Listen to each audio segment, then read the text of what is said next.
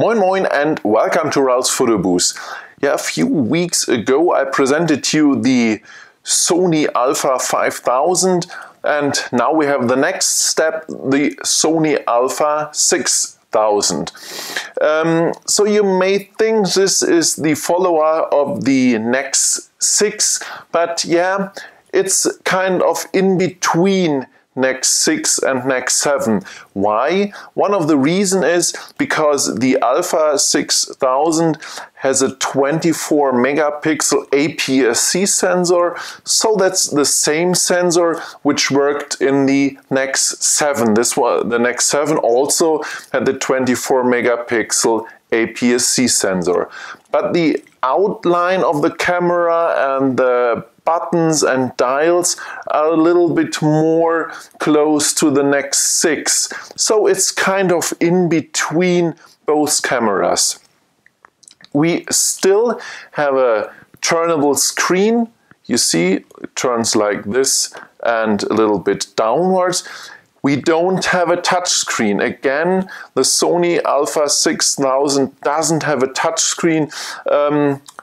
I think it's a little bit of pity because I like the touchscreen very much, especially for focusing. It's very useful, and if you have real good menus, it's easy to work in the menus with the touchscreen. I don't know, because Sony has their smartphone with touchscreen technology, so they should know how to do touchscreens, and I would love to see a touchscreen on one of the next Alphas. Next point, that's the viewfinder and the electronic viewfinder. When we look through the Nex 7, we had a real good viewfinder with 2.4 million pixel. The viewfinder in the Alpha 6000 has a little bit less resolution. It has only 1.4 million pixel. And first, when I get the camera, I looked through the viewfinder and I thought it's not as bad as I thought before. The viewfinder has a real sharp, nice picture, good colors, it's bright enough, and so in my opinion it's absolutely okay to deal with a 1.4 million viewfinder. I think one of the reasons why Sony did this one and not the 2.4 million viewfinder, because the Alpha 6000 is a little bit cheaper than the Nex 7, and so they have to put some points in the camera which lower their costs, and one of the thing is the viewfinder.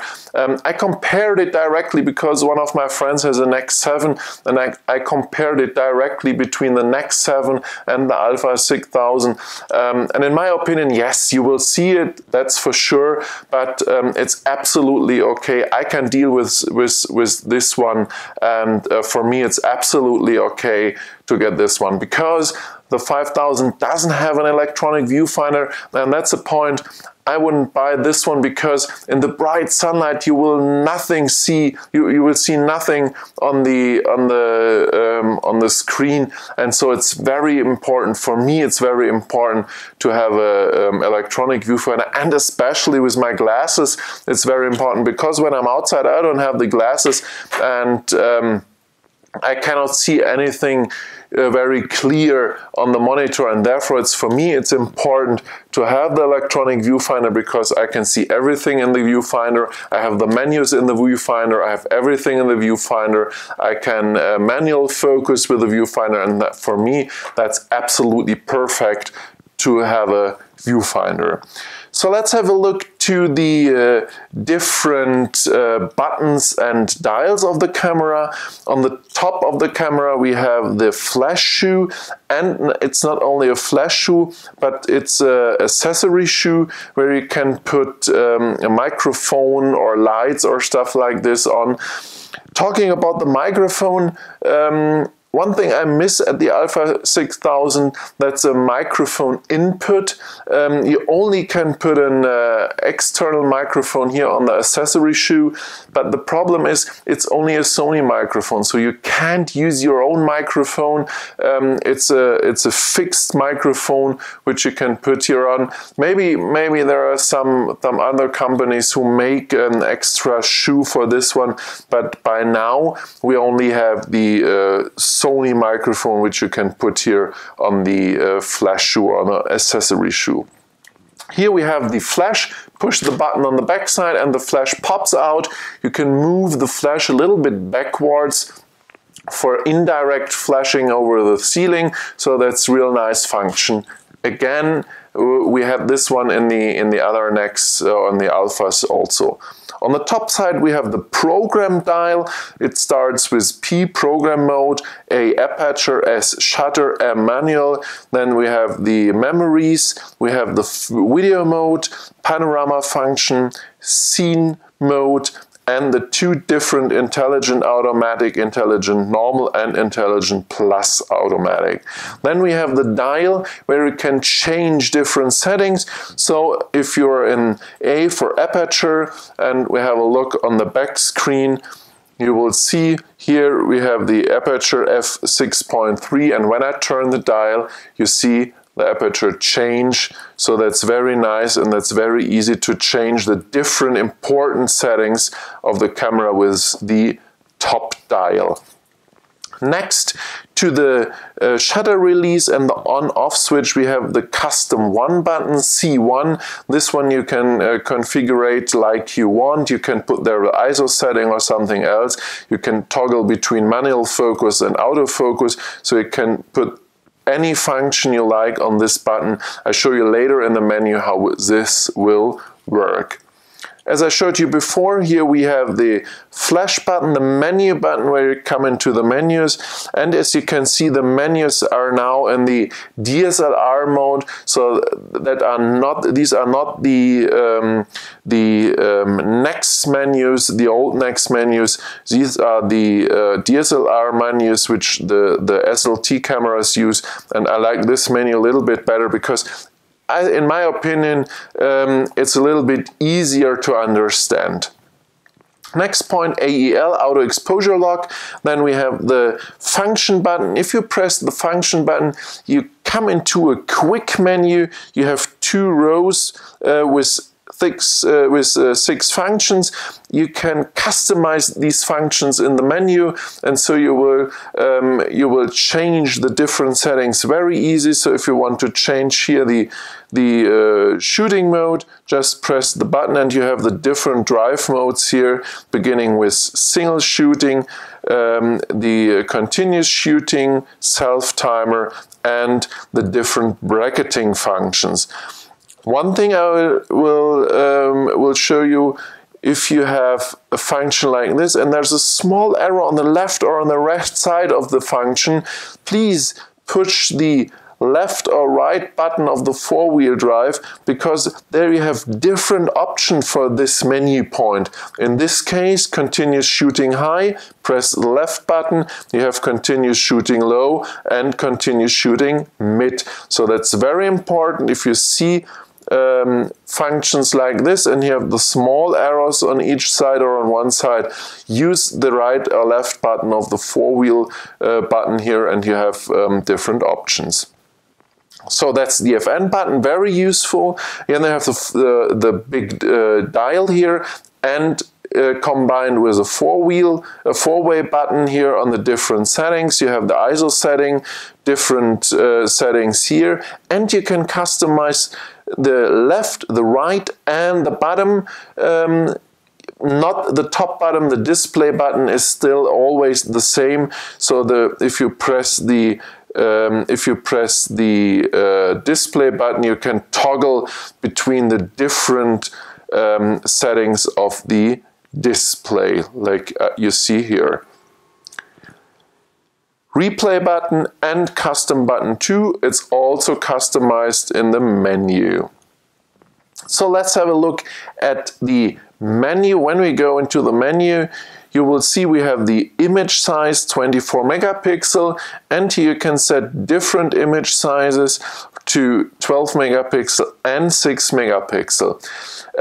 One thing you can't do, in the next point you have the aspect ratio 2:3 or 16:9. One thing you can't do, you have the full HD resolution or the 4K resolution.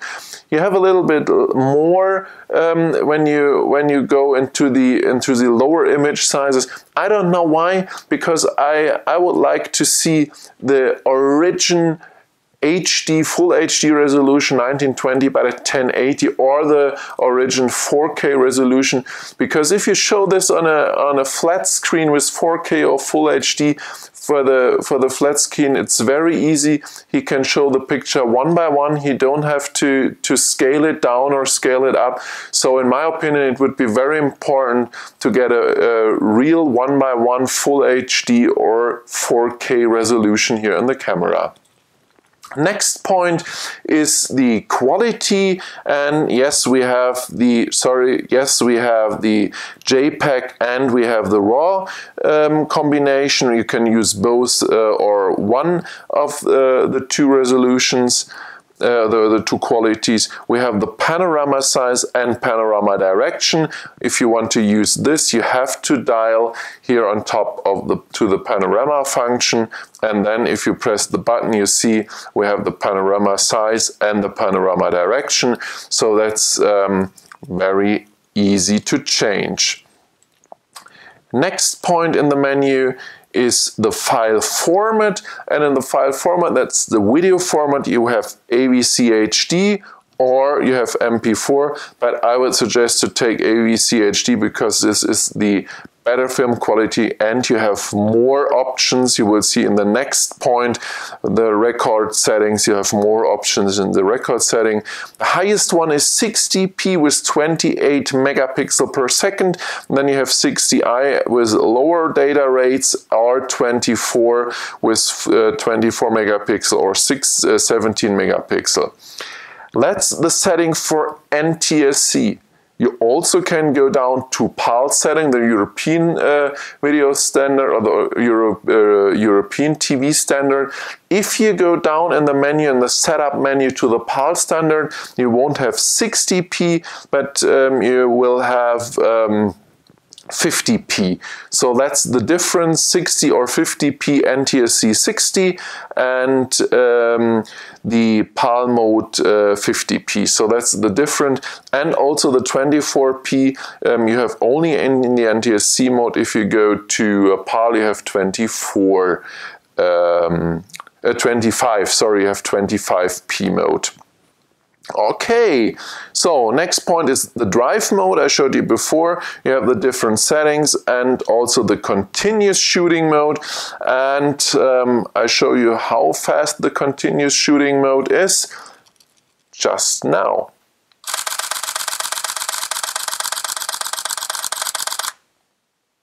I think that's fast enough, and especially I have not the fastest SD card in the camera. I have I think it's a 45 megabyte per second card, so that's not the fastest card. You can go up to 95, and I think then the row is a little bit long. I stopped pressing the button, so that was not the row at the final, at the end. You can use it a little bit longer or longer. I think the continuous shooting drive speed is very good and is high enough for most situations. You have the different flash modes, flash compensation, red eye reduction, focus mode.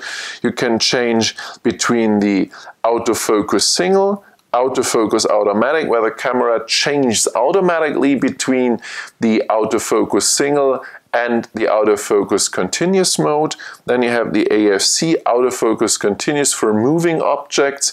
Then you have DMF. That's a combination of autofocus and manual focusing. First you point to your scene, you press the button, the camera makes the autofocus, and then you have the option to turn the manual focus dial to change the exact focus in the manual focus mode. So that's the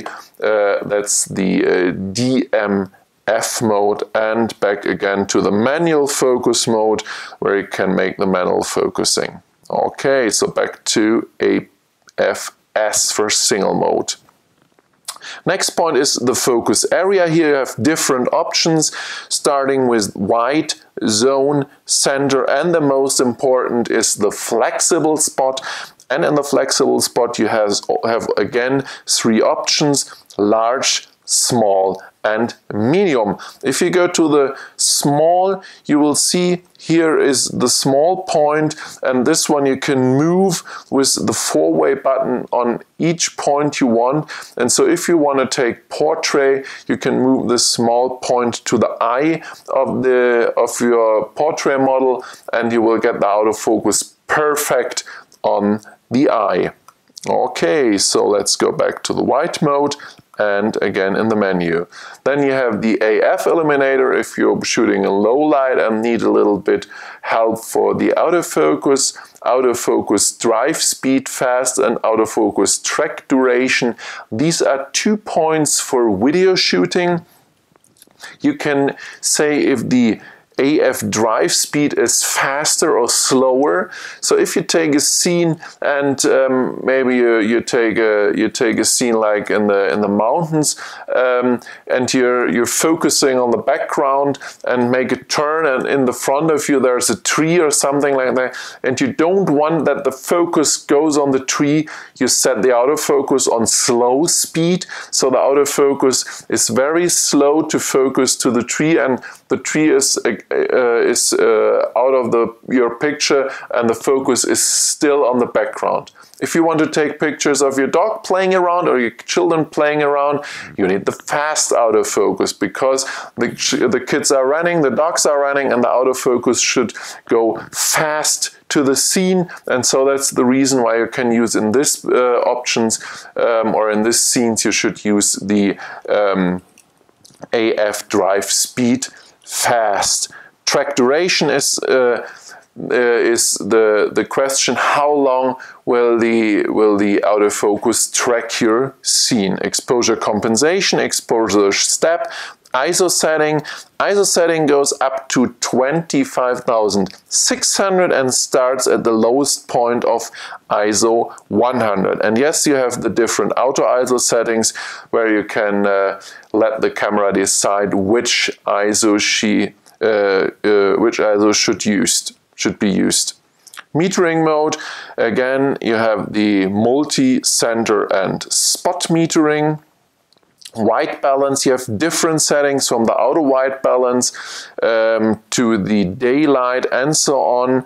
And for sure you have here the setting in Kelvin temperature, so you can directly set the Kelvin temperature, so that's very important. And you have different custom settings here. In the next point you have the custom settings set, where you can calibrate to white sheet of paper, and so you have a lot of options to set the white balance. So let's go back to the auto white balance.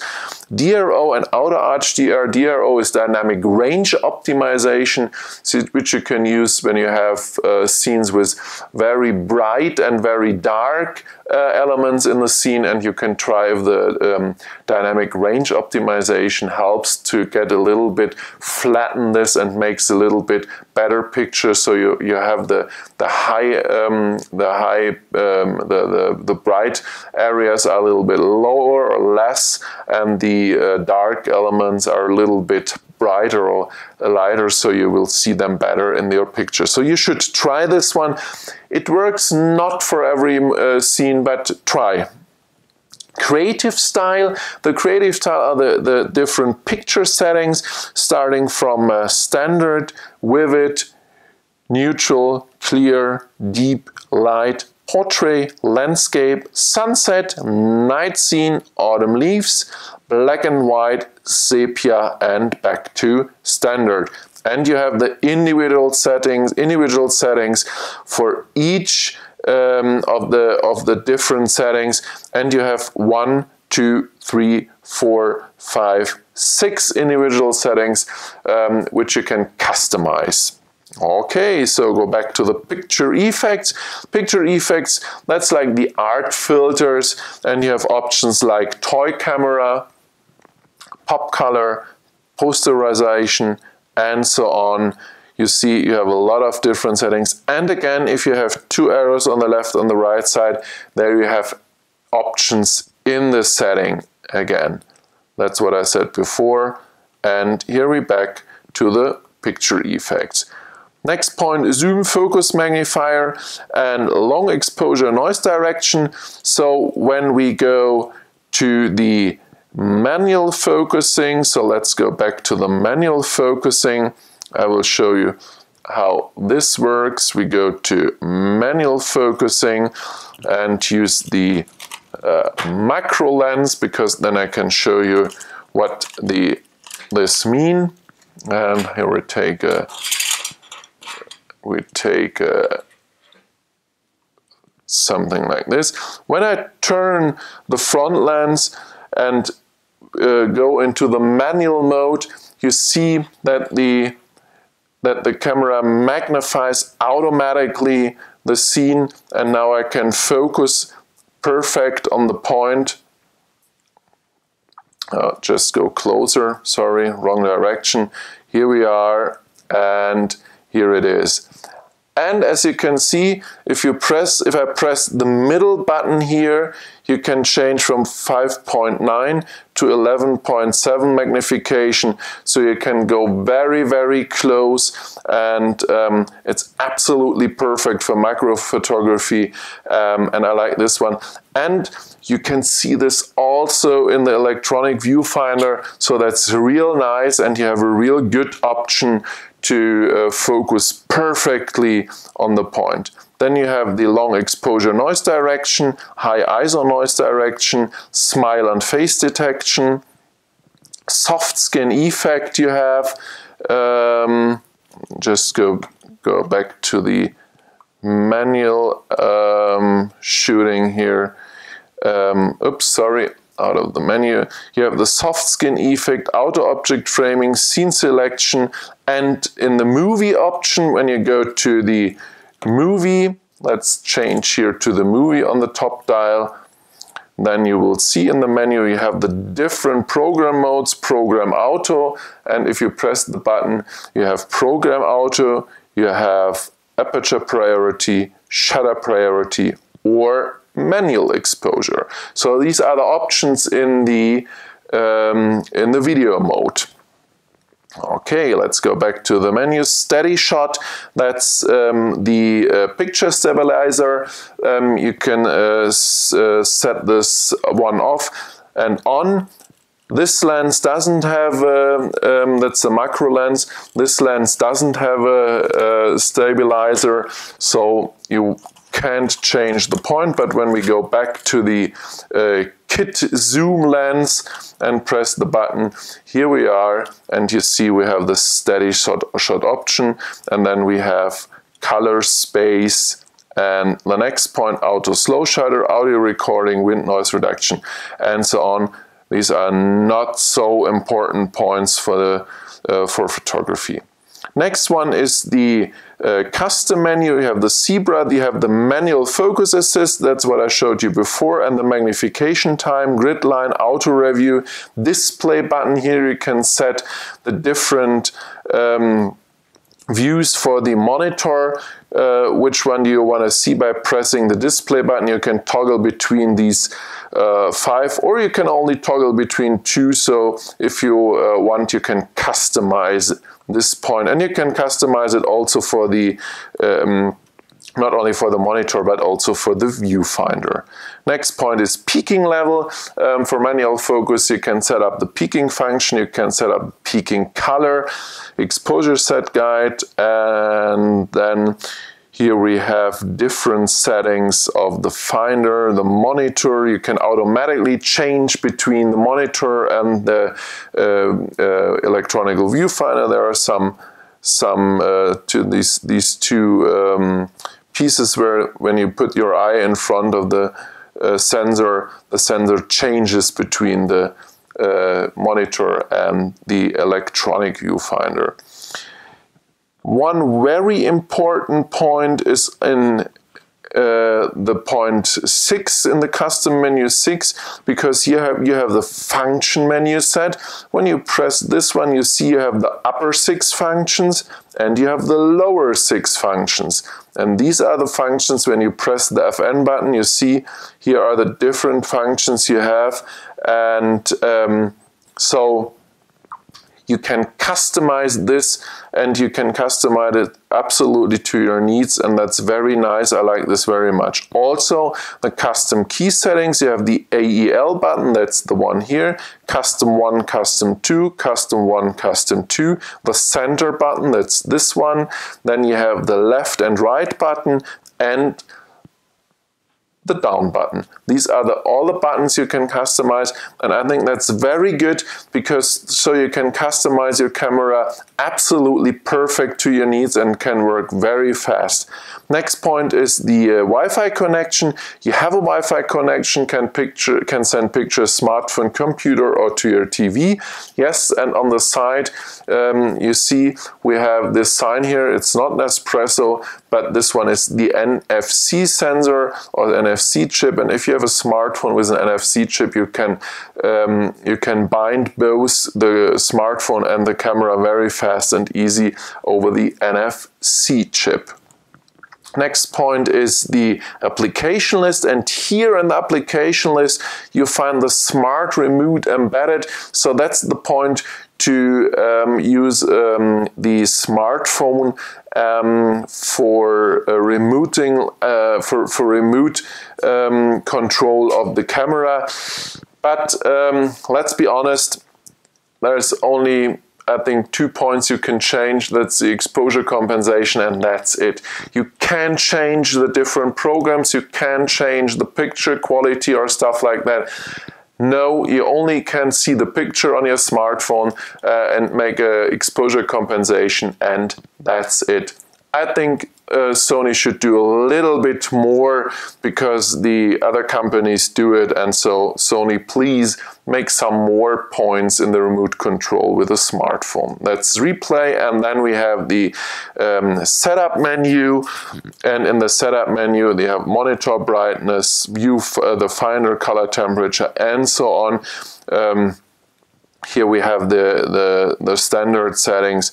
And one point I said before, that's the point here, that's the PAL NTSC selector. So that's the point where it can change between PAL and NTSC, and where it can change then in the AVC HD settings of the camera the different frame rates. Okay, so that's the menu of the camera. I will show you now the scene programs. If you turn the dial here to scene mode, you will see we have the different scene modes. We have portrait, sport, action, macro, landscape, sunset, night scene, and so on. Yeah, so these are the most important functions. Manual focusing, I showed you how this worked. Talking about the speed of the camera, the autofocus speed is real fast. It's faster than Nex 7 and Nex 6. I tried this one, and it's really, you can use this camera perfect for a point and shoot camera.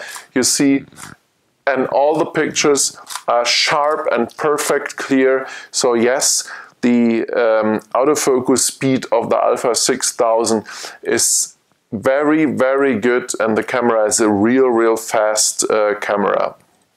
Talking about the video quality, video quality is also real good.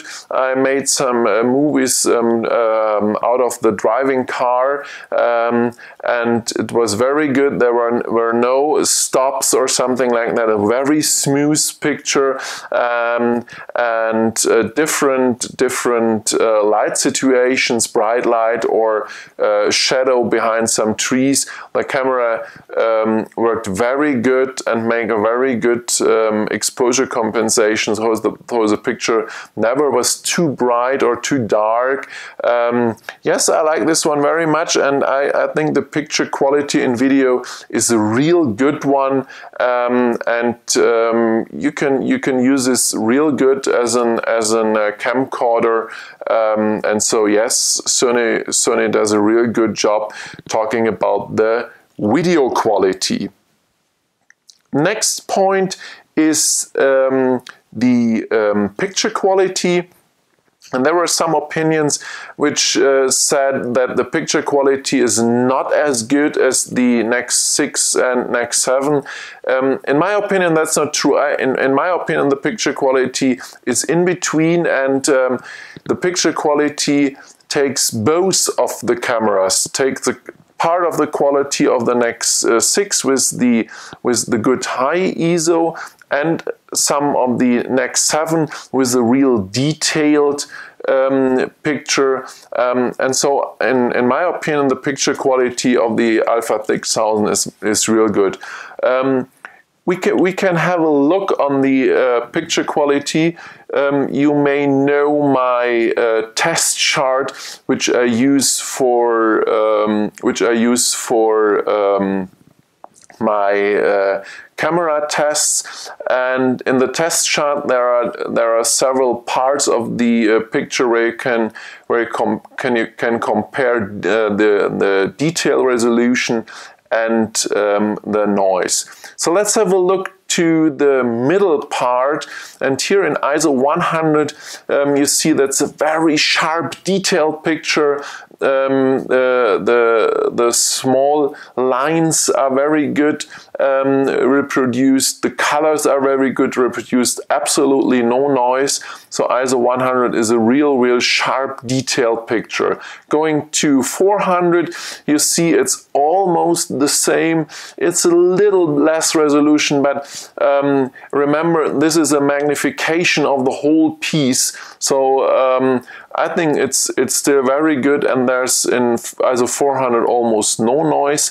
Going up to 800, and there we see a little less detail, a little noise, but still 800 in my opinion is a real good picture quality. Next big step up to 3200, and yes, there we see less details.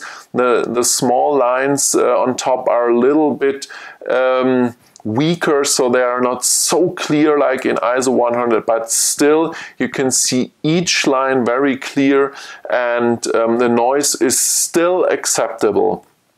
Next step up to 12,800, and yes, for sure, here we have less details and we have noise, visible noise, but still for 12,800, in my opinion, it's absolutely okay. I remember the Nex 7, and the Nex 7 doesn't have this picture quality in high ISO, and compared in the low ISO setting, the details, the Nex 6 doesn't have the perfect detail reproduction. So that's in my opinion really a good compromise between Nex 6 and Nex 7. You get both of it, and you have a real nice package talking about picture quality.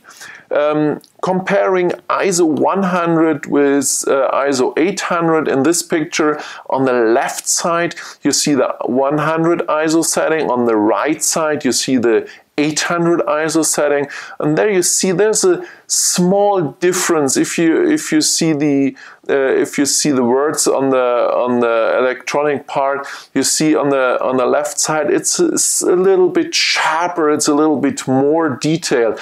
But again, still with 800, in my opinion, it's a real good picture quality. Comparing the noise of 100 and 800, here you see the noise is going up at 800 for sure, but it's still on a level where I think it's still acceptable, and we still have a real good noise level also in ISO 800.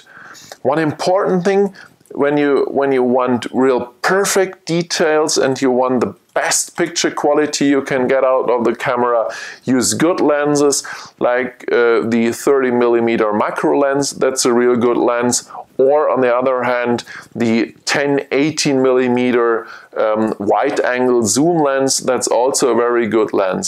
And when you want a real perfect picture quality and use a lens like this, you can make real nice macro shots like this one here, where you can see all the details perfect. The picture has a real nice bouquet in the background, and I like this one very much. And in my opinion, for a camera like this, and the Alpha 6000 is not as expensive as the Nex 7. In my opinion, it's a real nice picture quality, and I can deal with this one absolutely, and I like this one very, very much. And still the camera is a little less heavy than the old cameras. And so yes, I think Sony did a real good work with this cameras, with this camera, and except for the touchscreen, for the missing touchscreen and the level meter. So there's no 2D or 3D level meter in the camera, and that's one point I missed too. I like this one very much because it's very easy when you take pictures at the beach or where the horizon has to be perfectly leveled. I think that's a very good help if you have a 2D or 3D level meter in the camera built-in. Okay, so these are the most important facts of the camera. One thing I should show you here on the side of the camera, we have the USB or AV port and the micro HDMI connector. And one very important point for video filmers, the HDMI works all the time, so you have all the time the live picture over HDMI. So if you want to take movies with the camera and want a bigger screen on top of the camera or beside the camera, that's absolutely no problem. And for copter pilots, that's also good. Copter pilots like me, I use the HDMI output for the first person view. I hope in the next days we will get the DJI Light Bridge, which transmit the HDMI signal to the ground station, and that's absolutely perfect because I have a real sharp, real clear picture which come out of the HDMI port. I don't have to change it to analog signal, and that's real nice. And that's a big advantage of the Sony cameras because either Olympus or Panasonic doesn't have this. Panasonic only with a GH3 and GH4 with the lower cameras, G6, GX7, they don't have the HDMI output, and that's a real big advantage of the Alpha 6000 and 5000 also. These are the most important points of a real nice camera. I like this one very much, and yeah, hope you enjoyed my review of the Sony Alpha 6000 camera. If you like my review, give me a like, please, and subscribe my channel. You can share my video also. Yes, thanks for watching me. And as always, come back again and see some more videos on my YouTube channel. Until now, I say bye-bye and moin moin.